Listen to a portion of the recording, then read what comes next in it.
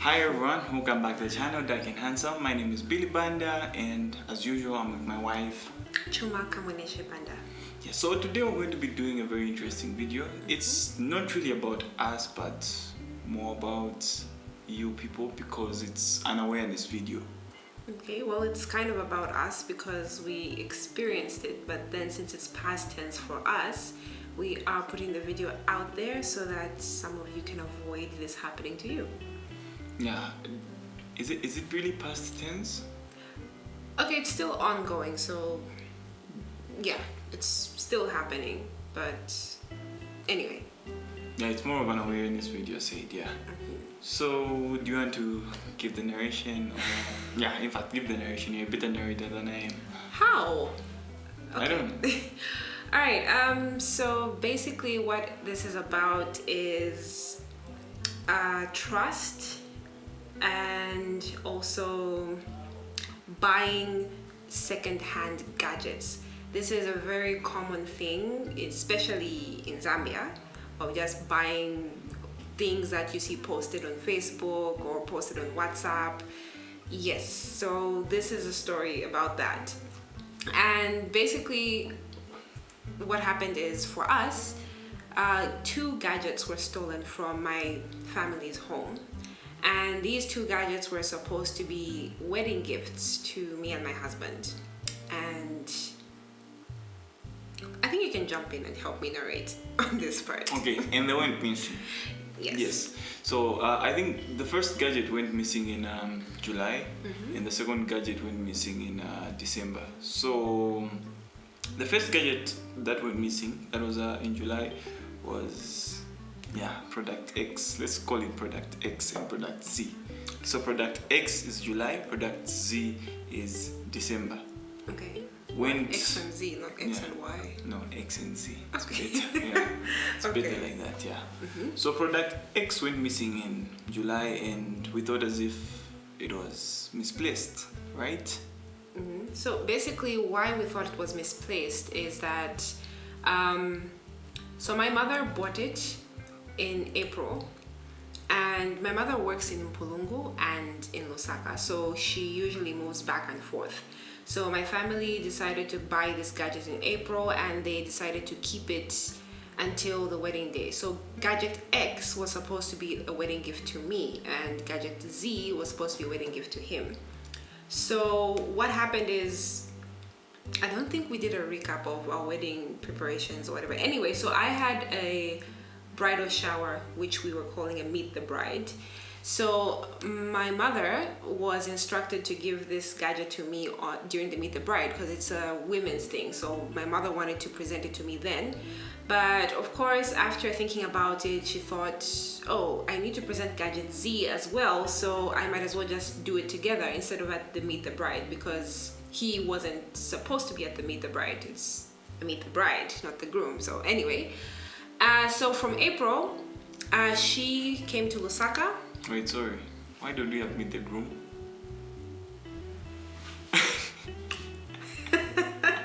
Is it about... I think if you have an answer to that question, you can put it down in the comments down below, because I don't think I have an answer for that. Yes, because it's always wait for the bride. The groom is always Here there. comes the bride. Yes. Meet the bride, no meet the groom. Guys, I think we need to protest.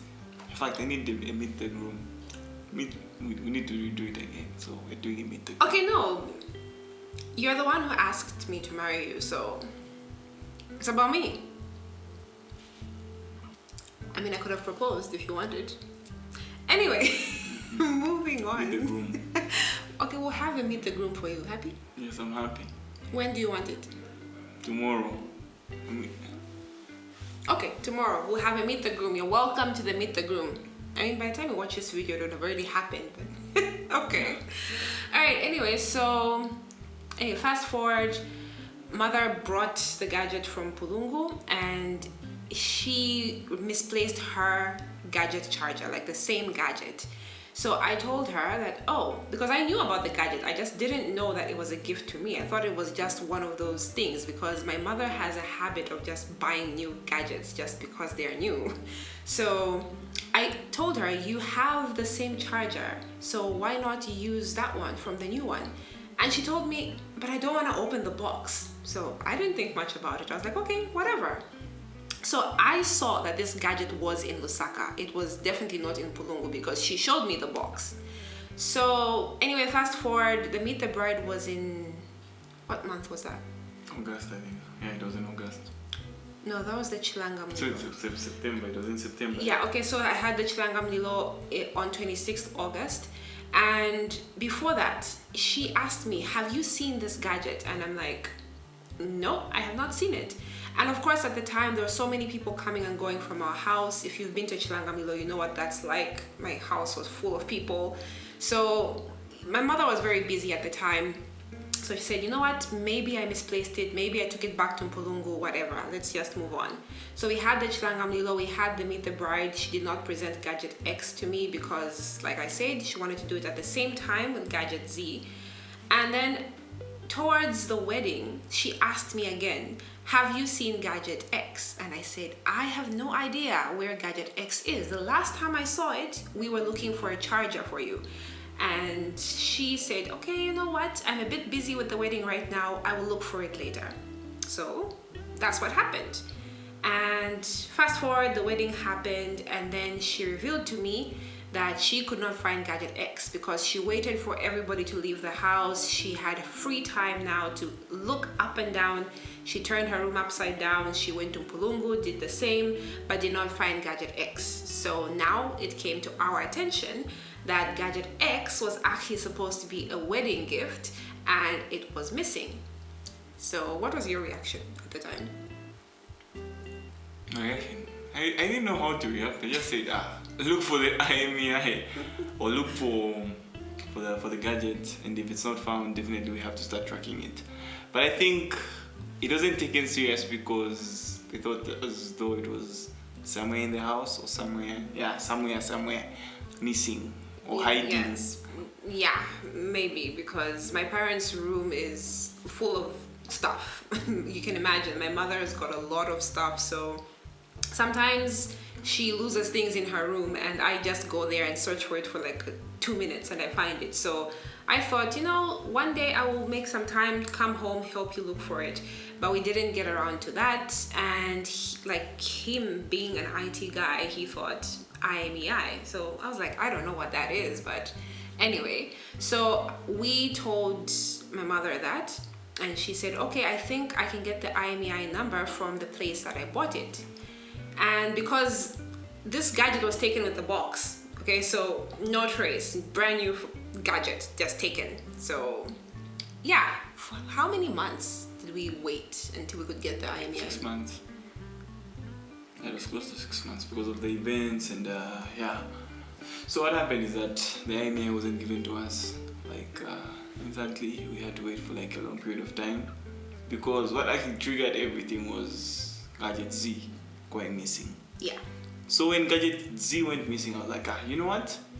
Let's get the IMEI and try to find Gadget Z. So what we did is that we contacted the person that had the IMEI for Gadget X and Gadget Z. Lucky enough, the box remained, but the gadget was missing. So fast forward, we went to the police, lodged in a complaint, and they started tracking Gadget X and Z. Lucky enough, Gadget X popped up, and it was a sad story. Yeah. What happened? What? It was a sad. Okay, fine. So Gadget X popped up, and the way it popped up is that, you know, the police did their thing. I don't know what they did, but anyway, so there were phone numbers that registered with this gadget. There were four phone numbers. And when we got to the police station, before we even went in, he told me, he said, I'm warning you, this is going to be a very heartbreaking moment for you because there could be a phone number that you recognize, because it could be somebody close to me, somebody who lives at my parents' house or somebody who works at my parents' house. So, and I'm close to everybody who works at my parents' house. They're like family to me. So of course he told me it was going to be heartbreaking. So I said, you know what? I'm ready. So then I look at the numbers, and the first number, obviously, that means that is the first number that logged into the gadget. Yes, that's the first person who got the gadget, meaning the first person who opened the box and put in their SIM card. So I look at the number, it does not look familiar, it's not something I've memorized. So I was like, okay, let me try to dial it on my phone and see if it pops up in my phone book or in my call logs, whatever. And it did, it popped up in my call logs, but it wasn't a saved number. And I had called this number twice in 2022, in March and April. So I was wondering, like, who is this person? So the police said, okay, since the number has popped up, it must be somebody you know, since you called them twice. So don't call them, don't alarm them in any way, let us continue with our investigation. So, okay, cool. But then Mr. IT guy over here doesn't want to let things sleep. So he said, let's do this. Save that number. Let's see what name pops up, like on WhatsApp or something. This person has this gadget. They're definitely using WhatsApp. So we do it and we find that it is somebody that I know. Yeah, it was really sad, you know. Yeah, it was somebody that I know. It was very heartbreaking.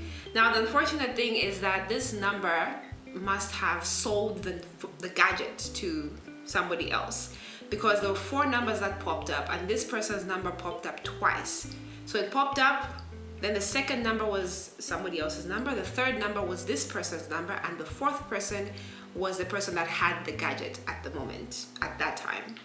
So now the police did some research. They asked the name that popped up, you know, registered under this number.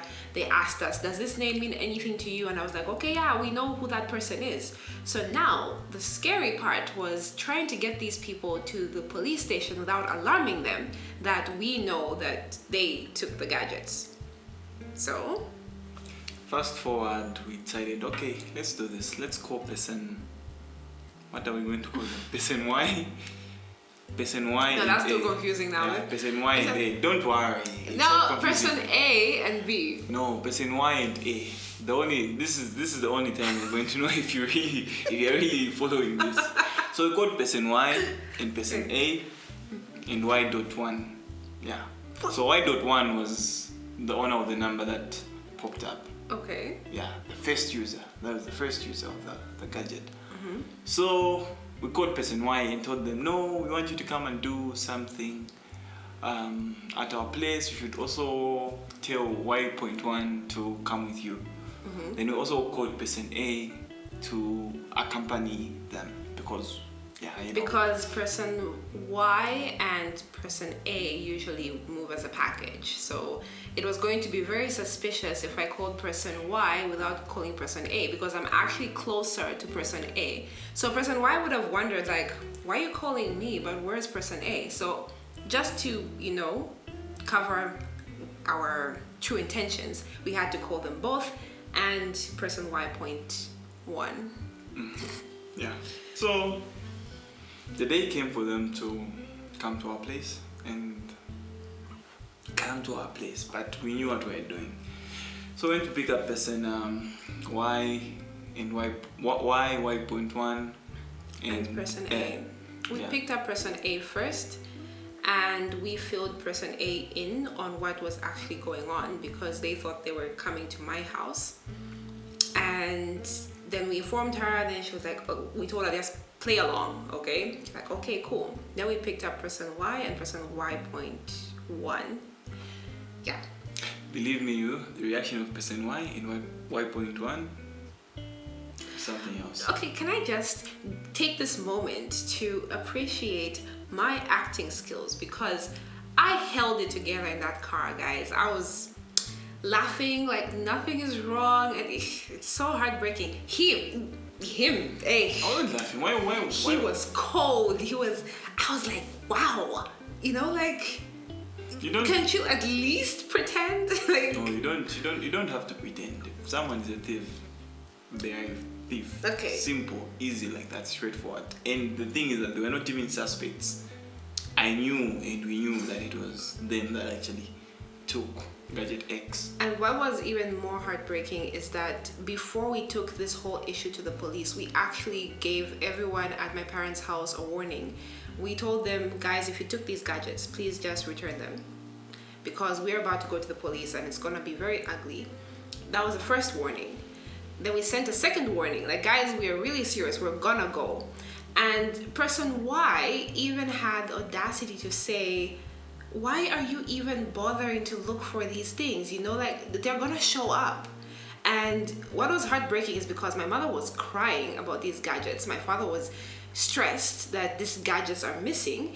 And this person was there even comforting my family and saying, oh no, they're gonna show up. Guys.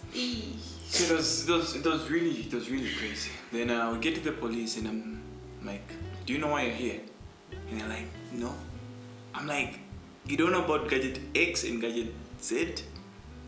And Y and Y.1 are like, no, I don't know. Then Y.1 goes like, but I just only go there to do piecework. I'm like, okay, don't worry. Since we're already here at the police, you'll find out why you're here today. Then Y and Y.1 are so, confused. Or rather, they were acting confused. But Yeah, they acted confused. Yeah, they acted confused. But No, they knew at this point, person Y knew the game was real. Like, she stopped responding. It was that moment. She stopped responding. Y.1 was all, I don't know what you're talking about. Hey, what? Just being very feisty for no apparent reason. I'm like, you know what? Somebody push this girl into the road and then I get hit by a car. But anyway. Yeah. So we go to the police. Yeah, or rather we go to the police. Decided, okay, let's find parking space. Found a spot. As we were walking to the police, I asked them twice, do you know where the gadgets are? They say no. Do you know where the gadgets are? No. Okay, cool. We entered the police. The police asked them, do you know where the gadgets are? They said no. Okay, they were like, okay, cool. What we're going to do is we're going to do this, right? We're going to interrogate you. And they're going to tell us where everything is. So that's how we left them there. We even stood outside. Then I think that was close to like 15 minutes. Then we went back in. Then they admitted that they actually got the gadgets and they sold them for X price. Just know they sold them for cheaper than what they actually cost. Way cheaper. Yeah, it was really insane. It was really bad, And for me, I don't really hide it. When I'm not happy with someone, I just show my face. Like, I don't hide emotion, Because I was actually asking them, but why did you behave like this? It's not like these people mistreat you or they don't. And that's the thing, like, while all this is happening, I was outside the police station comforting person A because she was hysterical. She was crying. She was she was in disbelief. She was like, I cannot believe I've been working so closely, to this person for such a long time. How did she do this without my, knowledge? I'm so heartbroken. Your family has been nothing but good to us. You treated us like your own, but then why would someone do this? And honestly, until now, we still cannot believe, like, why would she do that? Like, what was the intention? Like, what was the reason behind her doing this? Like, It's really crazy. But yeah, so fast forward, the police caught the guy that had the phone and was told to come to the police. The phone being Gadget X. Yes, which is Gadget X. So the guy came through with Gadget X and we got the gadget. I was so sad at this moment because, I think this is why they let men deal with certain things, because my emotions were just getting in the way. I saw this guy and he looked genuinely confused and he looked like he wanted to cry, and then I started to feel bad. I'm like, oh my god, we're taking this thing away from him. Like, he was so happy, like, oh my god, I have this cool new phone. And then somebody just comes and tells you, yo, that phone is a stolen gadget, bring it back. Imagine, guys. So this is where the lesson comes in about buying secondhand gadgets. Guys, you will get yourselves in trouble. especially if the deal seems too good to be true, because this guy did a swap and a top up and he felt like he was on top of the world, like, oh my god, I got this for such a good deal. Don't. You guys will end up losing your money. The person you're gonna give your money to is gonna run away, then the gadget will be taken from you, then you have nothing. Like, no phone, no money. Gadget will be taken from you, will be thrown in prison. Yeah. Like you have a record at the police station, like possession of a stolen gadget. That's gonna be on record at the police station for the rest of your life. Yeah. So it's really insane, because, you know, I looked at the guy, and the guy that actually came with the person who had the phone was busy cracking jokes, and I was like, it's not a laughable issue. Oh, he was, you know? mad. I'm like, he was going to beat someone up and sleep in cells that day. I'm like, why are you trying to make it seem all light and stuff like that? I looked at them, because truth be told, I kept on roasting her, you know. Like every time I saw something, I was like, you know what? This would have been new with your new gadget, but it went missing, you know. This would have been new with you. I think I kept on cracking that joke for like how long? It kept hurting my heart. I think it was like close to 3 months. I wasn't happy. I wasn't cracking it because, yeah, but it was just, you know, a reminder of get the IMEI so that we can find the gadget, because you need to have it present. Yeah. And I just told her, you're going to get it back. Immediately we just got the IMEI. I told her, you know what, you get it back. Though she has a habit of, you know, she actually tells me, I take certain things lightly. Like, I say things that are too good to be true. But I told her, don't worry, your gadget will be here with you. Just wait a bit. Let's be patient. Then we found the gadget, and though right now we are yet to decide on what's going to follow up. But otherwise, the lesson is, don't buy second-hand gadgets if they're not from a trusted vendor or source. If you're buying something second-hand, walk into a shop, a registered shop, so that if anything goes sour or goes wrong, you can take back the gadget. Yeah. We're not saying second-hand things are bad. No, we're not saying, because definitely most of the cars that we actually drive are second-hand vehicles. Yes. But we're just saying, buy things from a trusted vendor. It's have like your guard up. Yeah, it's like buying a second-hand vehicle from someone within the country. Definitely, you have to make sure you get all their details. Yeah, do your research. Make sure the vehicle is clean, because imagine buying a car that was used in a theft, in a robbery somewhere, and then now it gets pinned to you. Like a gadget is, but then it's the same thing, because when you look at the gadget and the vehicle, it's practically the same, because they'll point you towards the person who has the current gadget, or using the current number that's in the gadget. Because end of the day, it all comes back to it was involved, or it's attached to a certain a certain a certain name or whatever. So we are actually still looking for Gadget Z, because the culprits are not talking, and they were held for a while, but then they were released. So now it's a whole complicated process of court cases and whatever, but we're still looking for Gadget Z. So if you're watching this and you happen to know you bought a gadget from somebody, just come clean and just think, could this be yours? You never know. You could be the one with Gadget Z. You never know. Definitely. So anyway, that's the whole situation, and it comes down to, he mentioned buying gadgets from people. For me, it comes down to trust. You never know who is going to, stab you in the back. Usually the person that you take the bullet for is the one that would pull the trigger. I got that from a song. Can't remember what song it was. Don't worry, I'm not that smart. But anyway, so basically, be careful who you trust. It's usually the people closest to you, and it's very heartbreaking, but it's life. It happens. So with that said, I think that's the end of our awareness video. And I just hope you people stay safe. Remember, every time you're buying a gadget, make sure that you have all the details. If it's possible, when you're buying a second-hand gadget, go to the police. Just sign documents that are going to protect you.